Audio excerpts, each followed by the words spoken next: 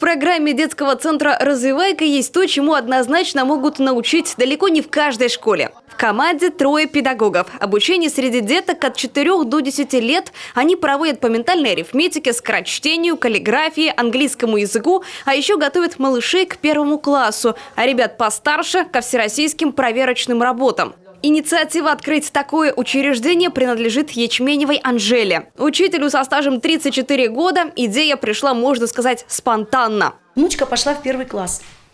В 11 часов уроки заканчиваются. И просто надо было чем-то ребенка занять. Увидела репортаж, сама попробовала. Увидела вот эту ментальную арифметику.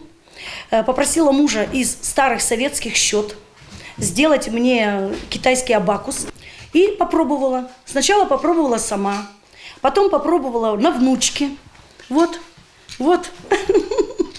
А всего-то муж убрал лишние бусинки и вставил спицу. Теперь эту вещь здесь хранят как реликвию, ведь благодаря ей появились первые клиенты. Сейчас, конечно, на полках красуются настоящие китайские счеты. К слову, центр для детей был открыт 3 года назад. Сначала приходилось скитаться по арендованным помещениям, а в прошлом году получили субсидию от государства и стали владельцами своих квадратных метров.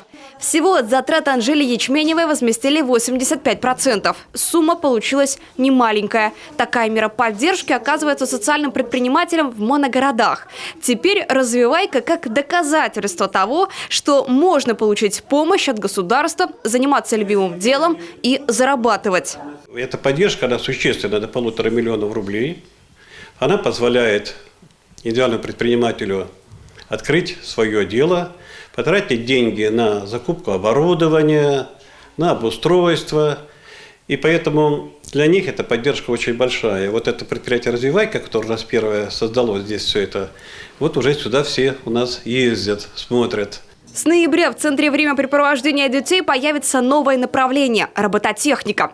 Опять же на выигранный грант, но уже этого года. Закуплено лего, ноутбуки, большой телевизор. А Анжела Ячменева прошла специальное обучение в инновационно-образовательном центре Петрозаводска. Ее уроков ждут 70 детей, которые каждую неделю приходят на занятия. Вероятно, с новым оборудованием желающих станет еще больше.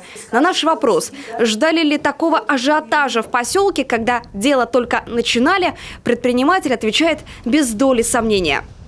Нет. Вот мы с Ириной Леонидовной, когда только это дело затеяли, да, мы так себе, ну ладно, не пойдет, откроем репетиторство, будем делать уроки. А пошло? Что интересно, в группы здесь распределяют ребят не по возрасту, а по уровню подготовки и стараются подойти к каждому индивидуально. Анна Зубарева, Павел Фетисов, Юрган, Усть-Илымский район.